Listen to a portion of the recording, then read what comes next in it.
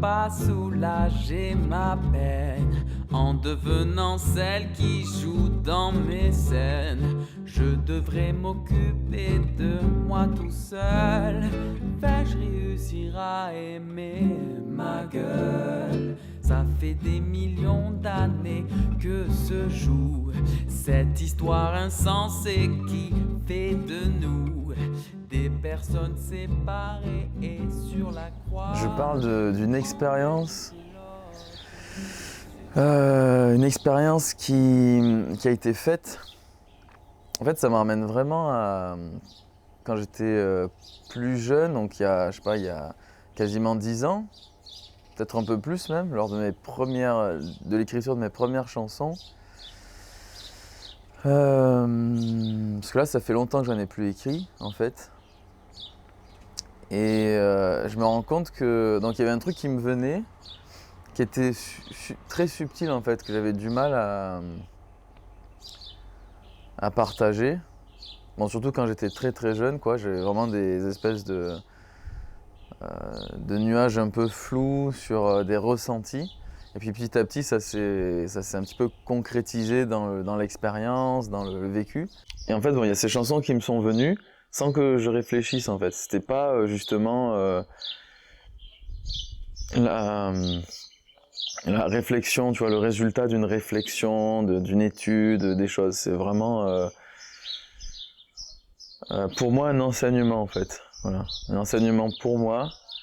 Je pense vraiment à mes premières chansons, donc Silence mélodieux, Oméga, mais qui va sortir dans le prochain album, mais qui a été écrite dans ces eaux-là.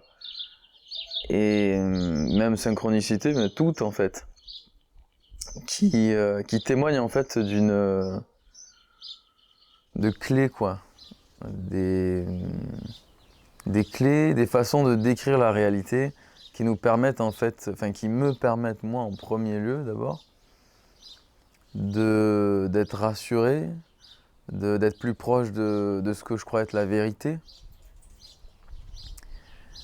Du divin, d'être plus proche du divin, d'être plus proche en fait, des solutions pour avancer, sortir de la peur, sortir de toute problématique, en fait, de toute illusion, quoi. Ouais, c'est des sortes de repères, de clés, c'est une poésie, donc c'est aussi comme une description d'un monde qu'on peut dire visionnaire. Il y a beaucoup l'art visionnaire qui existe. Et c'est des gens qui décrivent en fait le monde psychédélique. Mais ça encore, bon, les effets visuels, ça c'est intéressant, mais ce qui est plus intéressant pour moi, c'est vraiment l'enseignement de ce qu'on peut voir au-delà du palpable, du visible, tout ce qui vient de prime abord. Voilà. Je rencontre beaucoup de gens, notamment dans ma famille, qui me disent qu'ils n'y croient pas en fait, qui ne croient pas en l'au-delà, en le subtil, en l'énergie, en la prière, en le divin. Bon, ils croient un peu en la prière, mais ils savent pas pourquoi. Mais tout ce qui est vraiment du quotidien, du monde intérieur, ben voilà. Moi, d'ailleurs, je considère que c'est même pas moi qui écris. Je pense que c'est vraiment des guides en fait, hein. Parce que quand j'étais tout jeune, il y avait vraiment une forme de poésie. Et après coup, même plus tard, quand je réécoute et je relis tout ça, j'apprends quoi. Donc c'est pour ça que je me dis que c'est peut-être quelque chose d'au-dessus qui est écrit. Donc cette chose qui est écrit, décrit en fait à ceux qui commencent à peine à le voir ou qui ne peuvent pas le voir, décrit d'une manière attrayante, c'est-à-dire musique reconnaissable, jazz, reggae, surtout pas bol tibétain, tout ça, parce qu'il y a beaucoup de gens qui rejettent en fait tout l'univers un peu spirituel, quoi, qui ont des jugements très forts.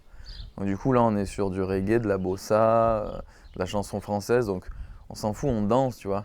Mais la poésie est sympathique, ça rime, et quelque part, plus ou moins dans l'inconscient, on enregistre Silence mélodieux, c'est vraiment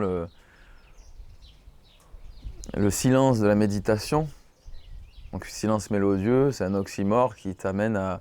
C'est un silence, mais il y a une mélodie, mais oui, parce qu'il y a une mélodie imperceptible ou divine, en fait, qui vient au-delà des sens de l'ouïe, qui vient t'enseigner quelque chose. Donc voilà, je cache, en fait, dans les paroles, des petits messages, des petites clés, des petites propositions, suggestions.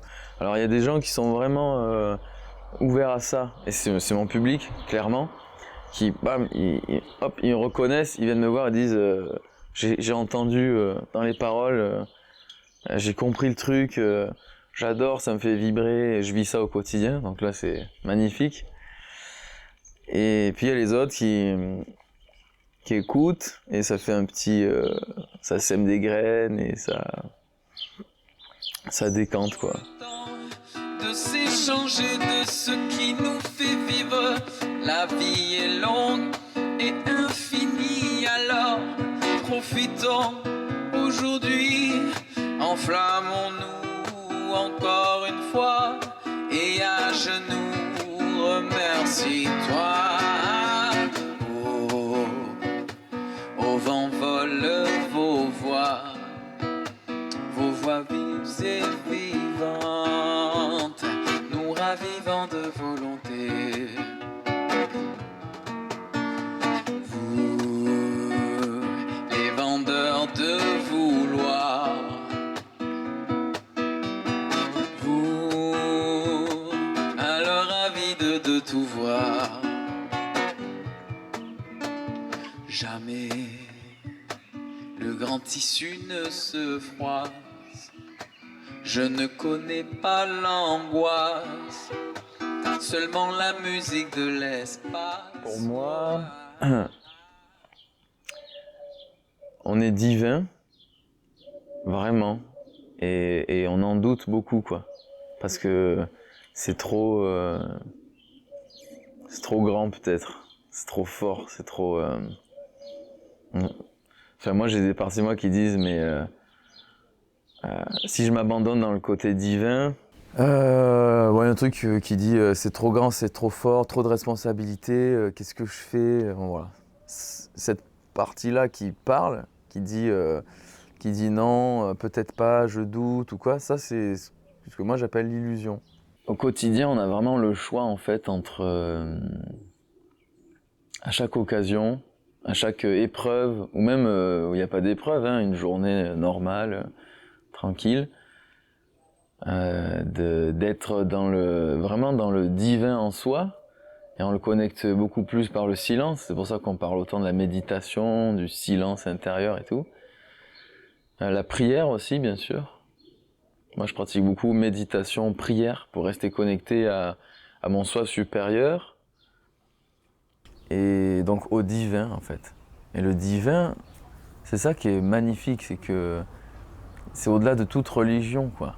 Moi, j'en connais qui sont dans une religion et qui sont moins connectés au divin que d'autres qui sont, on dit plus vraiment athées, mais voilà, sur le chemin, bon, qui ont une ouverture de conscience. Et c'est une expérience, en fait. C'est plus une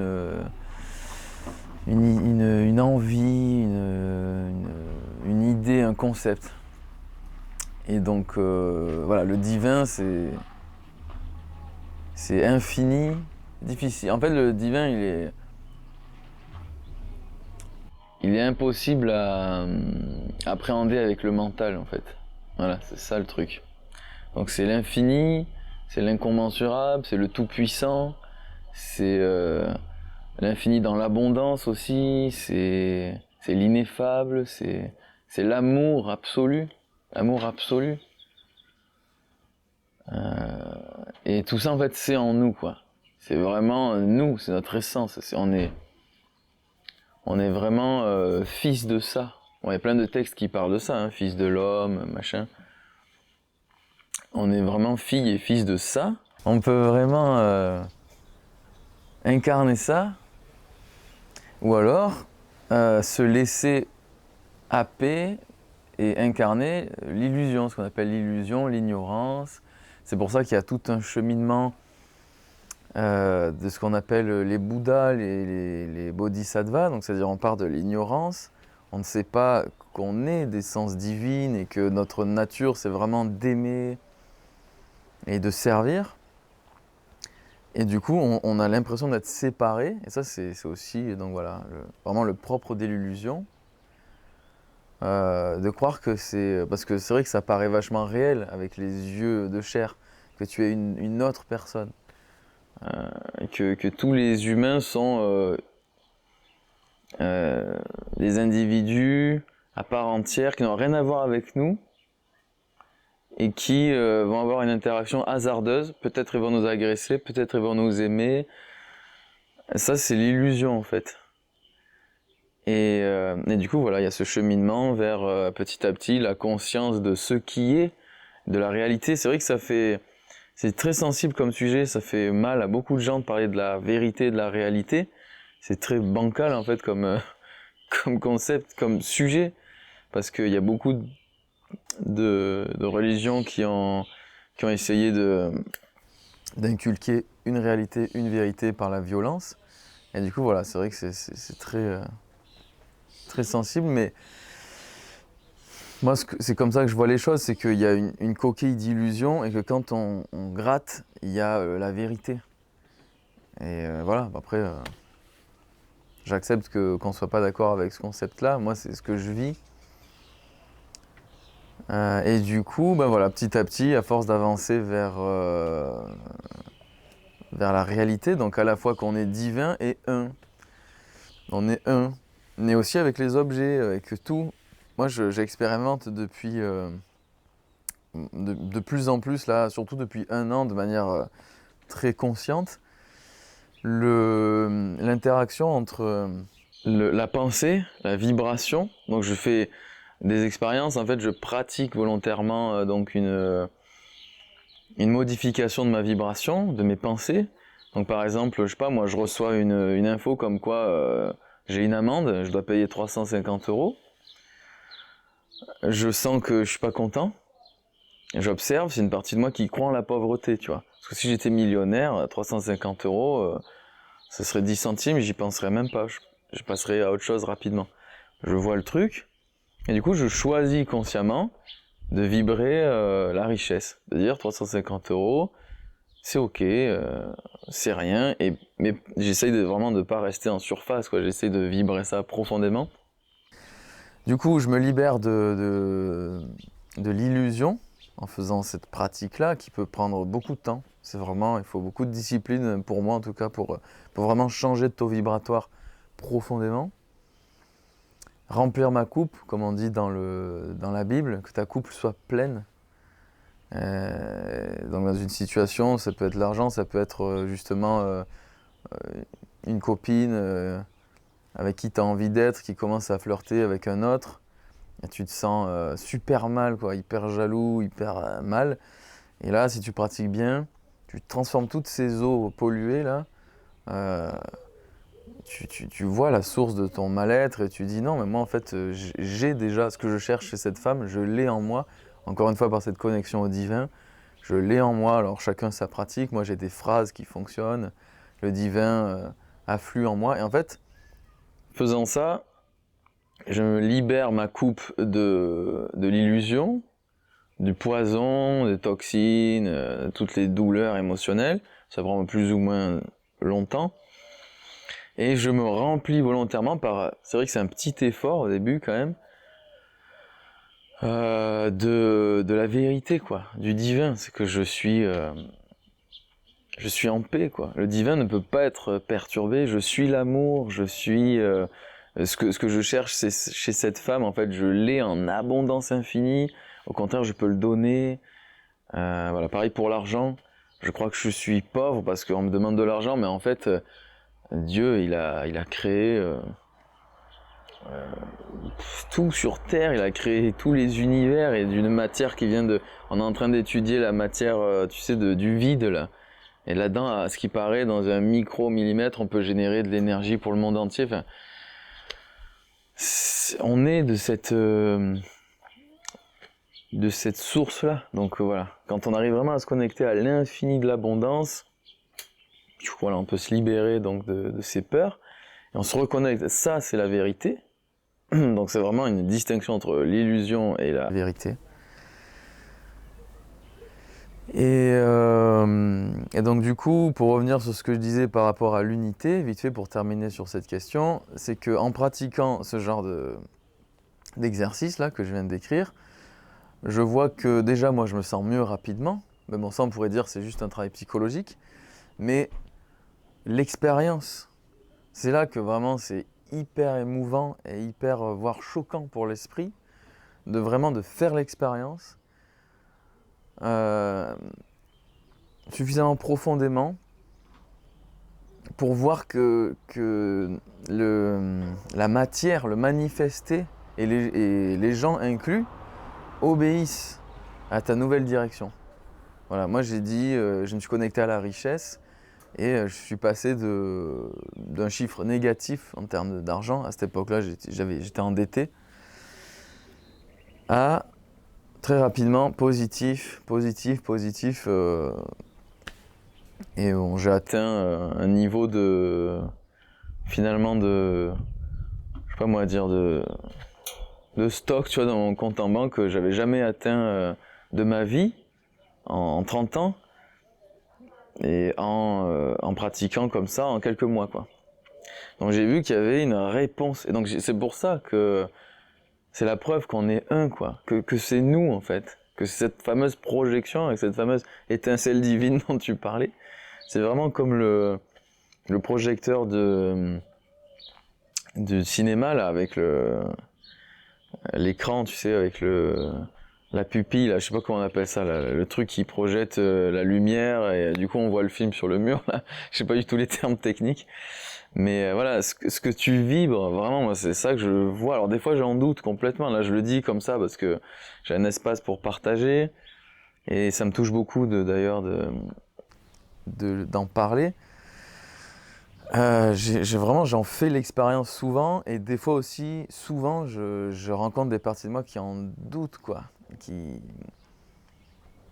vivent, qui le refusent, quoi. Et avec les gens, c'est pareil. J'attirais par exemple des trucs, je sais pas comment dire, des agressions, ouais, c'est ça. J'attirais des agressions, des conflits, tu vois, pas plus que tout le monde, mais voilà, assez régulièrement. Et j'ai vu en moi, en fait, une partie de moi qui attirait ça, qui vibrait ça, voilà, qui vibre ça. Donc c'est pour ça qu'on peut dire merci, en fait, quand quelqu'un nous agresse. Alors, bien sûr, il y a des niveaux d'agression, je ne me permettrai pas de dire à la victime, tu peux dire merci, voilà, il faut un temps de prise de conscience de ce qui se passe, mais moi, en tout cas, je sens que je peux dire merci, parce que quand quelqu'un, sur le moment, me dit quelque chose qui vraiment me dévaste, me travaille pendant 3 jours, 1 mois, ça me permet de voir en moi qu'est-ce qui avait besoin de ça, qu'est-ce qui vibrait ça, quoi. Et du coup, à force de pratiquer, je suis aimé, quoi. Je m'entoure de personnes, ou alors je me libère de ce qui croit nécessaire de se faire agresser, tu vois. J'avais des parties de moi qui étaient dans la culpabilité et qui disaient, du coup, je suis coupable, je dois payer, donc je dois me faire agresser. Et ça, c'était pas conscient. Donc c'est à nous de dire, toi je te vois, donc c'est pour ça l'importance de vraiment prendre du temps à faire l'introspection.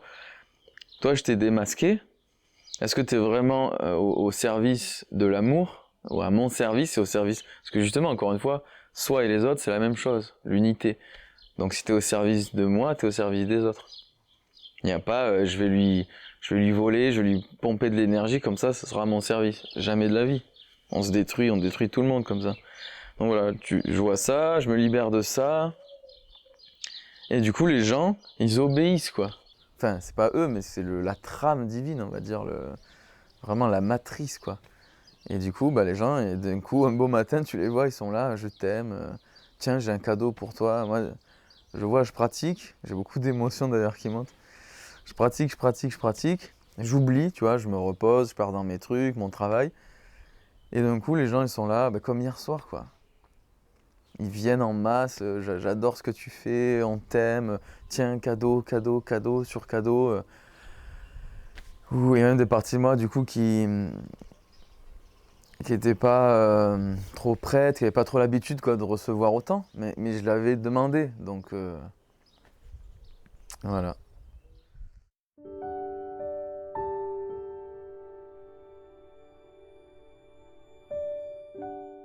J'ai traversé, je suis en train de terminer une phase là, et du coup c'est une énorme célébration pour ma vie, pour mon âme.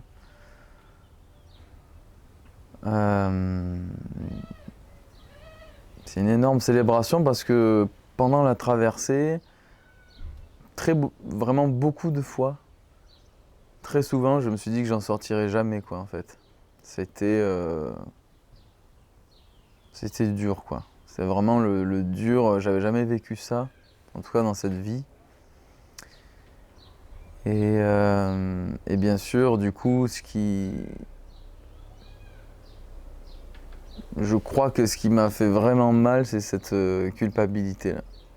C'est la fameuse culpabilité. Je crois que c'est ce qui fait le plus mal en fait, à l'âme, du coup au corps, au cœur, à tout quoi, au mental, à l'esprit.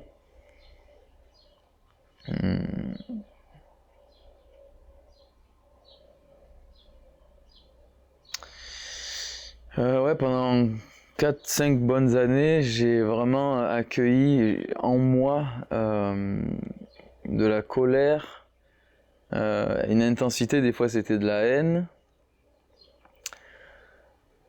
et de la haine envers moi-même.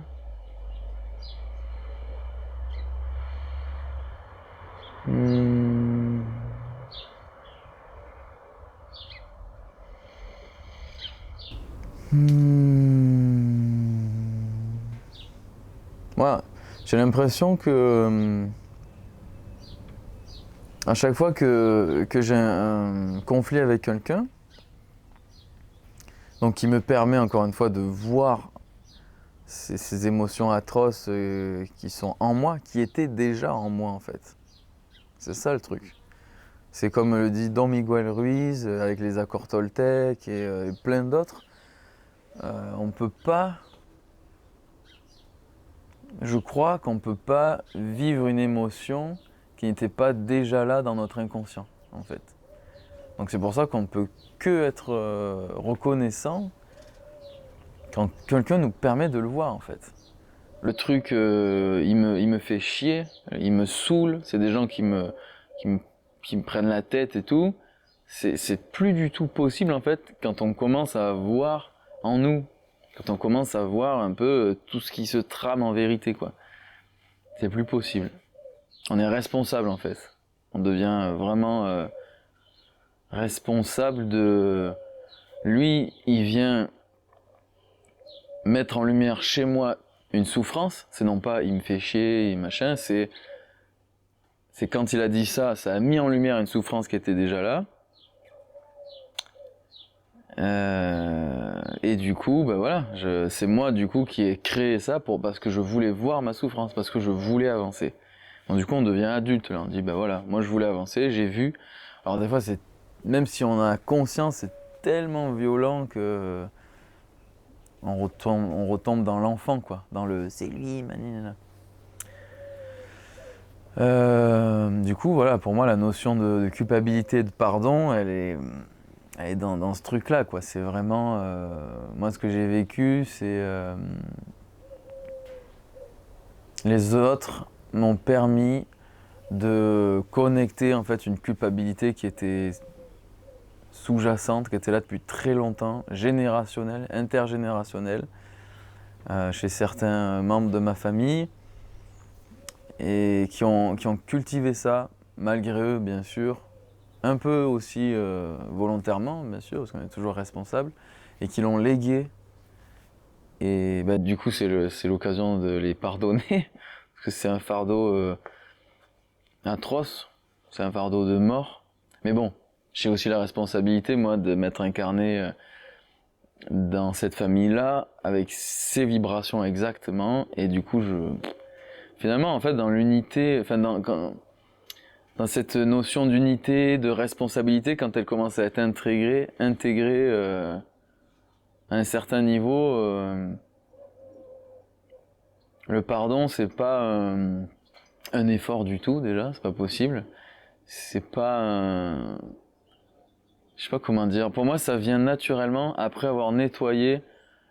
C'est le résultat en fait de la guérison. Voilà. Tu vois, c'est pas un objectif en soi. Voilà. Ben merci, tu vois, grâce à cette question, je vois ça là maintenant. Ouais. Ça fonctionne pas en duel, en binaire. Toi, moi, tu m'as fait du mal. Comme je suis sympa, je te pardonne. Mais tu vas recommencer, tu vois. Ou alors je me bats, tu vois. Non, c'est plutôt, je vois un lotus, quoi, tu vois, une espèce de truc à 360 degrés, 5 dimensions, tout ça. Et quelqu'un qui vient, par service à mon âme, me dire, regarde là, bam. Que ce soit un grand maître ou quelqu'un que je considère pas du tout évolué, ça n'a aucune différence, en fait. C'est quelqu'un qui vient dire, là, t'as mal. Quand je te parle comme ça, t'as très mal. Alors du coup, le lotus, il vibre la paix, la joie, puis d'un coup, il vibre la haine, la culpabilité, la souffrance. Et voilà. Du coup, je vais voir d'où provient cette souffrance, et je vais à la racine, quoi. Et je prie, je demande, je médite. Je pratique beaucoup Vipassana, la méditation Vipassana, et la prière. Selon Joseph Murphy, voilà, si ça parle à certains, c'est vraiment deux de mes outils les plus efficaces.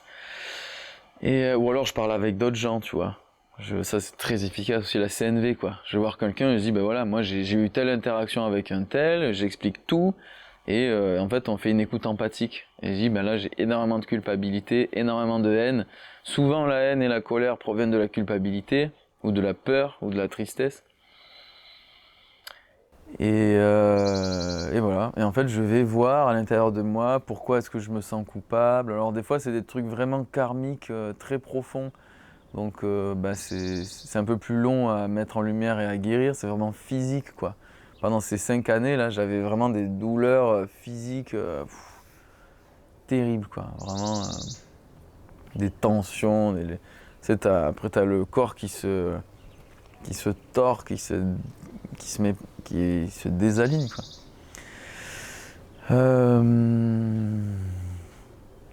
Voilà. Et du coup, une fois que... Des fois, c'est des culpabilités, mais beaucoup plus légères aussi. C'est des schémas, des croyances, des parties de moi qui croient qu'il faut garder un petit peu de culpabilité pour pas déconner, pour pas sortir du cadre, ou parce que c'est vraiment des croyances ou des éducations. Du coup, ça part beaucoup plus facilement que les gros trucs karmiques. Tu le vois, tu dis, ah ben non, je vais pas m'embêter la vie avec une vieille éducation, une pattern, tu vois, un schéma qu'on m'a légué, que j'ai accepté sans le conscientiser. Il y a des trucs tout bêtes, hein, on dit aux enfants, ouais, tu chantes mal, tais-toi, tu vois. Et hop, ça s'incruste profond, à 5, 6 ans, 10 ans, 12 ans. Et ça se plante, en fait, comme une graine, et ça se cultive, tu vois.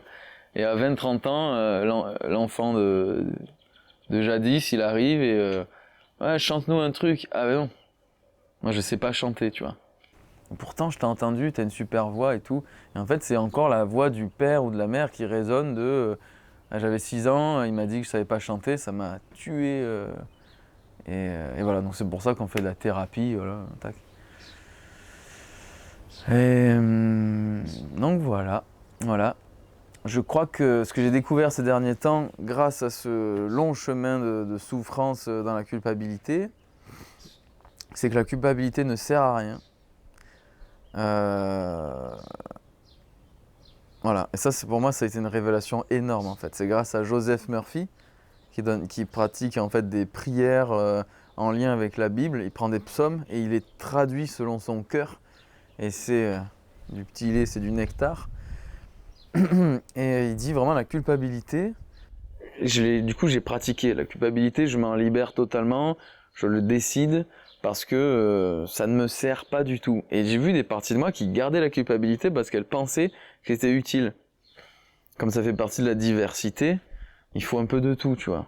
Et voilà, j'ai dit bah non. Et du coup, je me suis rendu la vie beaucoup plus belle. Et voilà. Voilà un peu ce que je peux dire, enfin ce qui me vient là avec entre la culpabilité et le pardon, qui sont pour moi quand même deux sujets très différents. Mais en fait, ouais, c'est la même chose au final, parce que si tu te libères de la culpabilité, tu te pardonnes en fait. Et si tu t'aimes, moi en fait c'est ça, plus je suis libre de culpabilité, donc plus je suis en paix, plus je m'aime. En fait, quand il y a la culpabilité, il ne peut pas y avoir l'amour, quoi. Ça, c'est atroce. Et du coup, quand il n'y a plus de culpabilité, il y a l'amour, et du coup, tu pardonnes tout le monde. Encore une fois, on est un, tu vois, c'est pas... c'est pas par rapport à l'autre, c'est vraiment... plus je culpabilise, plus j'ai du mal à être ouvert, plus j'ai du mal à pardonner, en fait.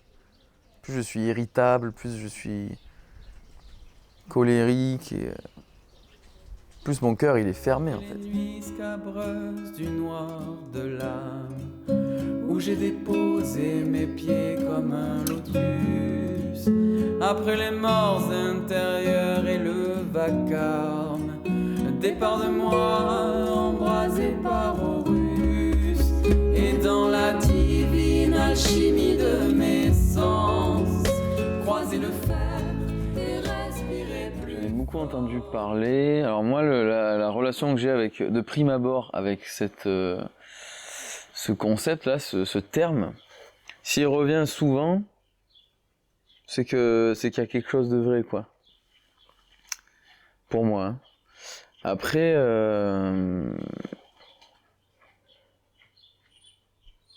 c'est vrai que ça parle à la partie de moi qui a écrit le texte de l'Argile de l'Absolu. Mais moi, Nicolas, ça me parle pas.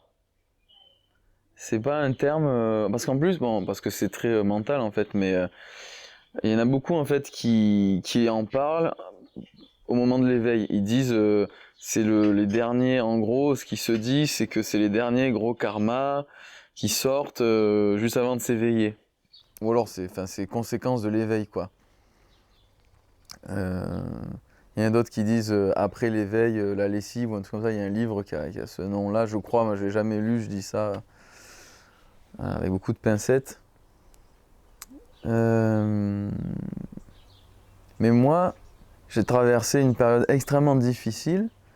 Mais tu vois, la nuit noire de l'âme, on dit souvent, c'est un peu court, quoi. Tu vois, c'est quelques jours, voire quelques semaines. Et je sais pas, tu vois, si je l'ai vécu tel que les médiums en parlent et tout ça, tu vois. Mais voilà, après, je l'ai écrit dans le texte parce que pour moi, tout simplement, en dehors du fait vraiment carré où c'est ce que tu dois vivre avant de vivre l'éveil, tu vois. Au-delà de tout ça, c'est pour ça que ça me parle pas trop, parce que chacun vit les choses différemment. C'est vrai qu'il y en a beaucoup, comme Eckhart Tolle, il partait dans une angoisse énorme, et puis bam, là il s'est éveillé, quoi.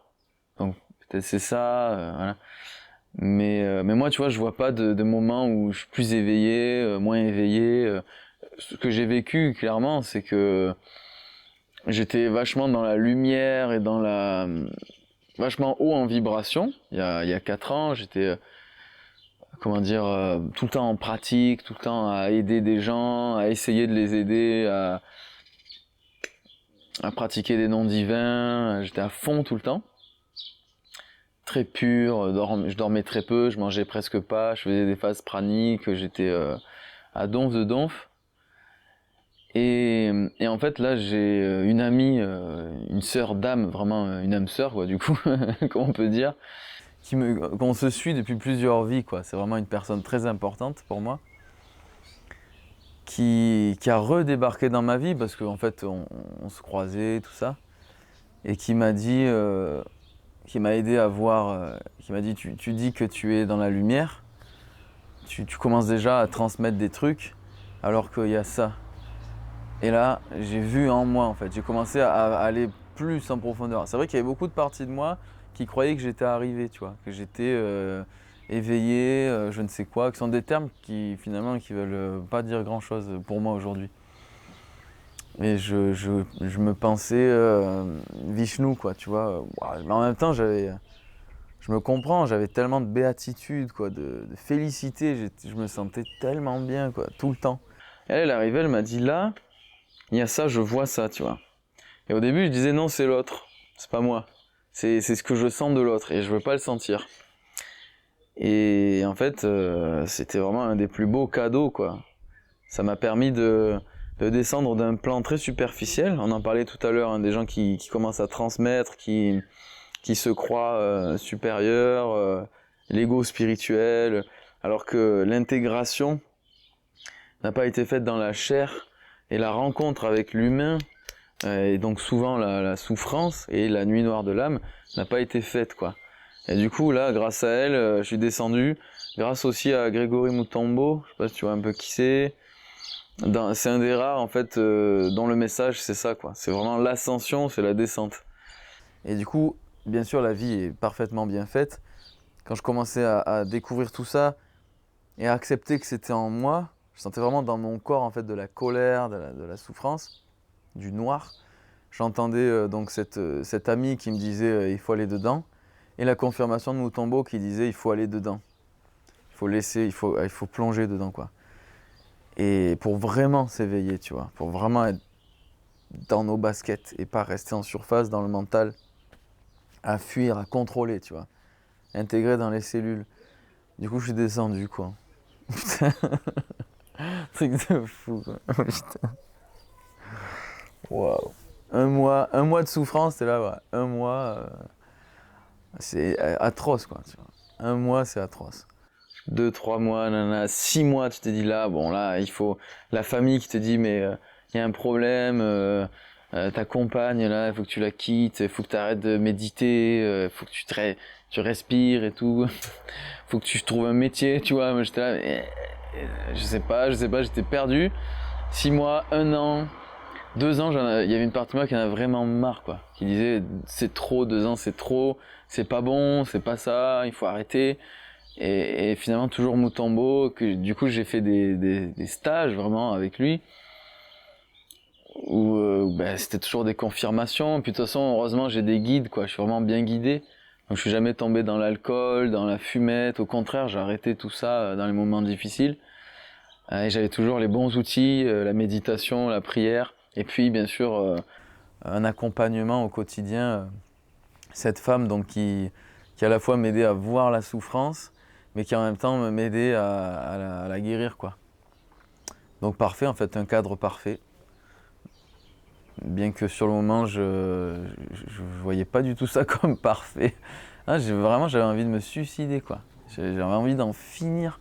Donc j'en suis arrivé à en parler à mes parents, à dire, voilà, vous savez, je suis dans un gouffre, quoi. Et ça a réveillé plein de choses chez toute la famille, tu vois. Qu'est-ce qu'on a mal fait? Enfin, vraiment, voilà, le noir est ressorti, quoi. Et puis quand ça dure longtemps, tu sais, j'ai grossi, j'avais les cernes, enfin, j'étais très mal. Puis voilà, après je suis rentré dans une phase d'acceptation. 3 ans, 4 ans. Et donc du coup, cette chanson, c'est ça. Enfin, cette partie-là de la chanson, il y a tout l'album Offrande, il a été écrit dans cette saison-là, dans cette période-là. Donc c'est pour ça qu'il y a des trucs très... comment dire, très profond, très déchirant comme ça, comme le fer se forge. Le fer se forge, j'avais conscience, des fois j'avais des moments de lucidité, j'avais conscience que j'étais en train de me forger dans cet enfer-là. Au quotidien, c'était tous les jours, hein, nuit et jour. Donc voilà, c'est pour ça que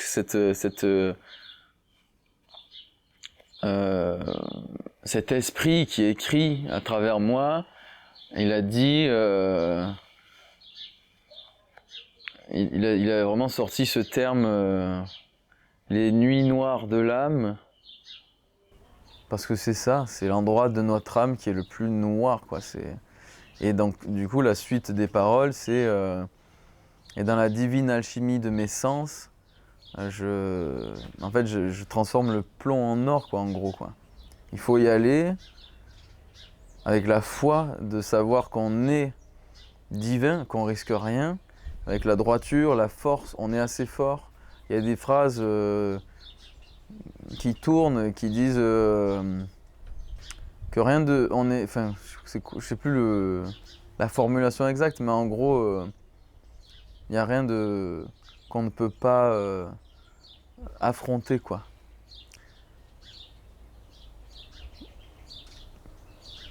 On est censé, on a la force en fait pour affronter tout ce qu'on rencontre, voilà. Tout ce qui nous arrive en fait est à notre mesure, est fait pour nous.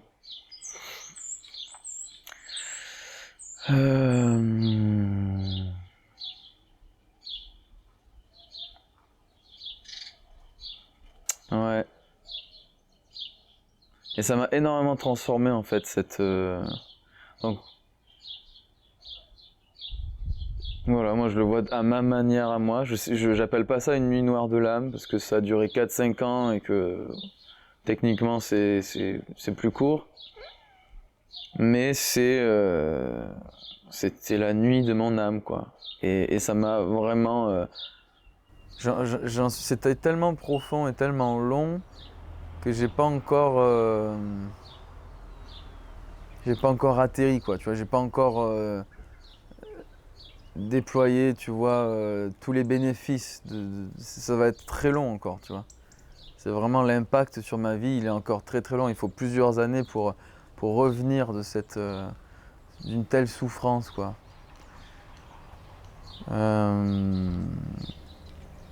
Mais ça m'a transformé. J'ai découvert l'humilité là-dedans. Quand t'as la haine, que t'as envie de tuer les gens, bon bien sûr, j'étais très très loin de même lever la voix sur quelqu'un parce que je pratiquais, je me contrôle ou je me maîtrise. Mais il y avait des parties de moi, clairement, je peux oser le dire, qui avaient envie de taper, quoi, qui avaient envie vraiment, j'étais très très mal. Et du coup, comment tu peux te considérer, tu vois, mieux ou... Enfin vraiment, ouais, ça m'a permis de découvrir une forme d'humilité, quoi. Une forme d'humilité profonde, je crois. Ça m'a fait du bien, quoi.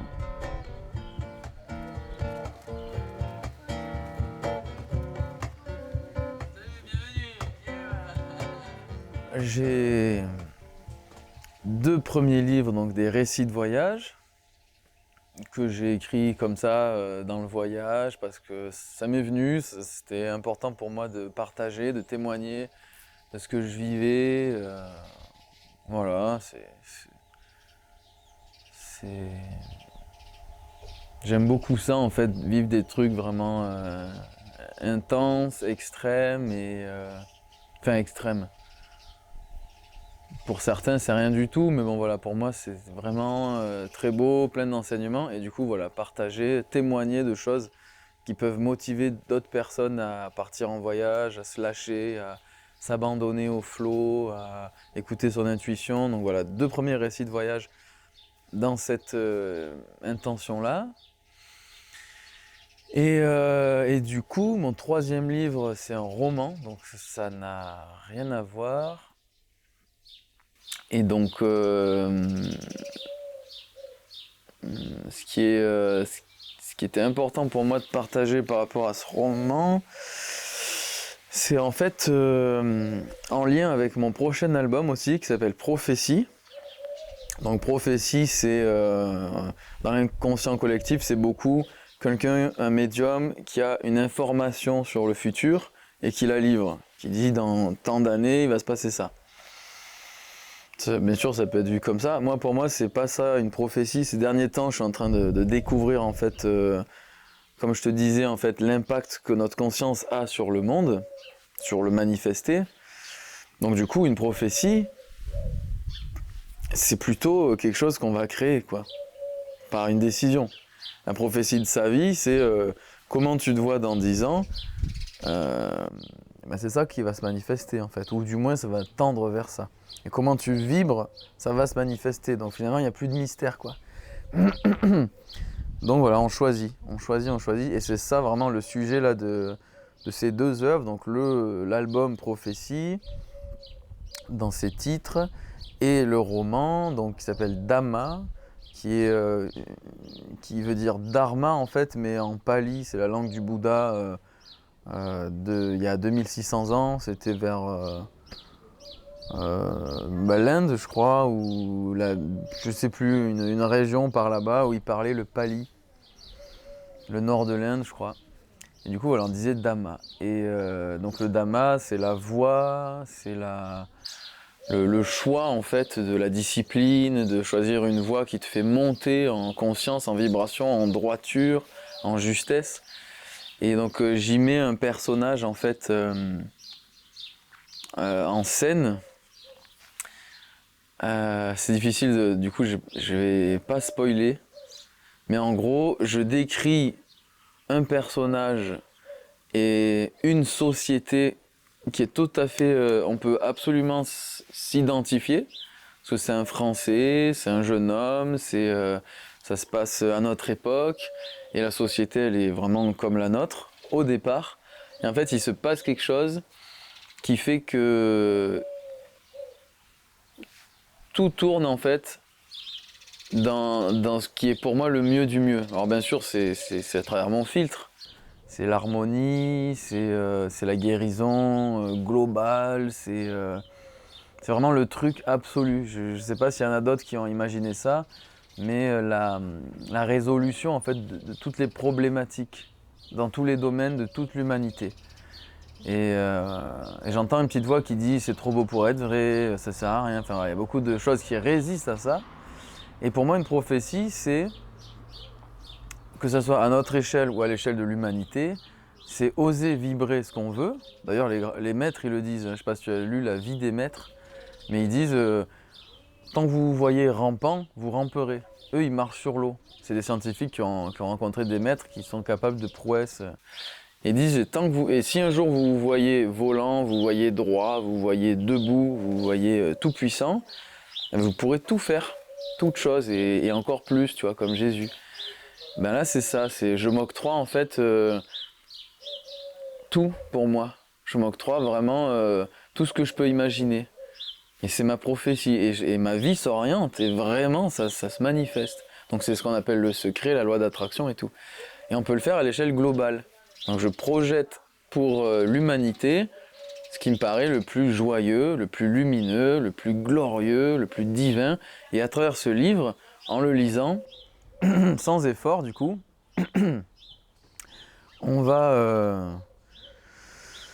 le simple fait en fait d'envisager cette réalité, de la lire, de l'imaginer, et peut-être après en se couchant d'imaginer encore plus, on va le manifester quoi. Voilà, donc on peut appeler ça aussi le salut global, la guérison absolue de tout quoi. Voilà, c'est vraiment l'humanité qui se libère totalement de toute illusion. Voilà.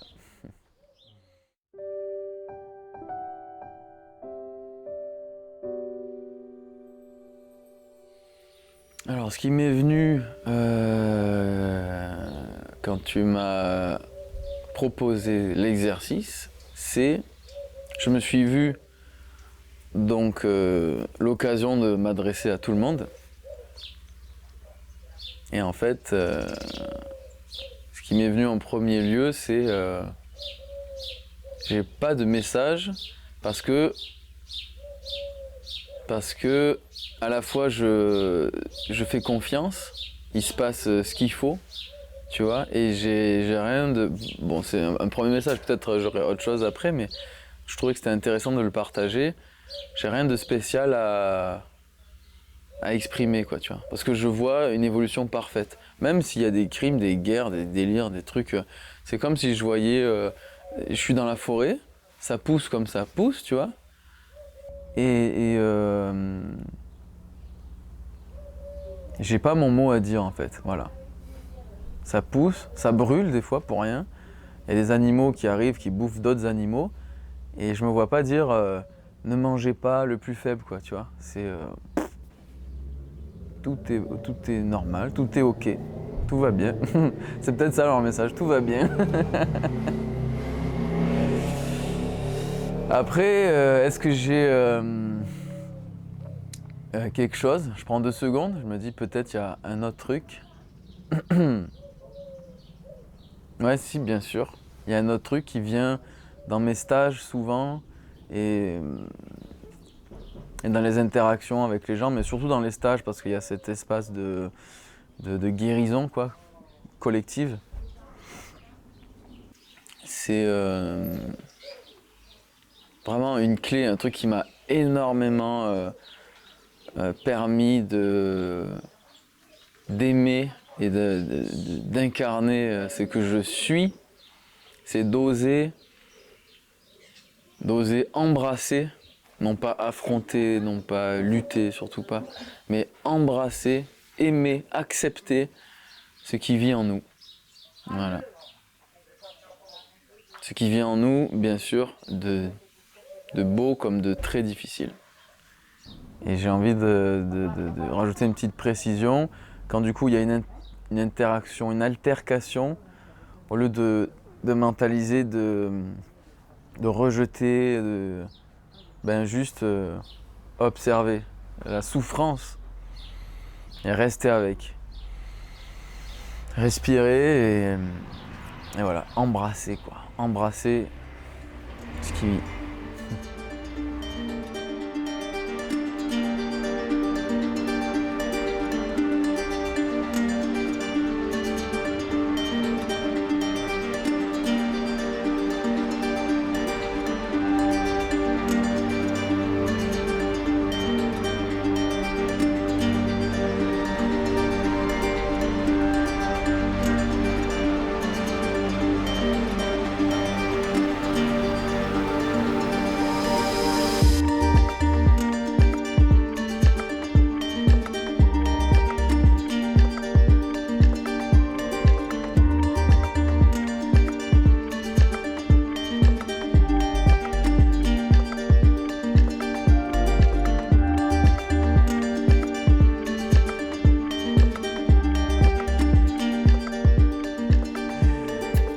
Et je suis touché en fait, je suis très touché que tu sois là, donc merci à Tamara. Peut-être elle verra le message un jour ou l'autre, de nous avoir mis en contact. Et je suis touché par la qualité de cette... c'est même pas une interview quoi, cette rencontre et de ce qui se passe quoi. Les questions et tout ça quoi.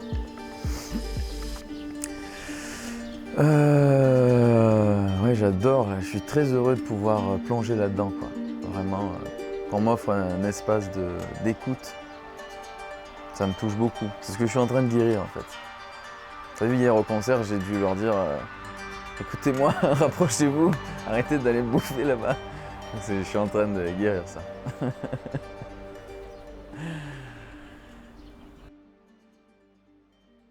Je suis fait de l'argile de l'absolu. Vous comme moi, vibrez dans l'éternel. Notre essence est mère de toute vertu. Vous comme moi, vibrez dans l'éternel. Je suis fait de l'argile de l'absolu. Vous comme moi, vibrez dans l'éternel. Notre essence est mère de toute vertu. Vous comme moi, vibrez dans l'éternel. Après les nuits. Si tu as aimé cette vidéo, clique sur le pouce levé. Si tu apprécies le contenu de cette chaîne, abonne-toi. Et n'oublie pas de cliquer sur la petite cloche pour être averti de nouvelles vidéos. Merci. Et le vacarme, départ de moi, embrasé par Horus. Et dans la divine alchimie de mes sens, croiser le fer et respirer plus fort.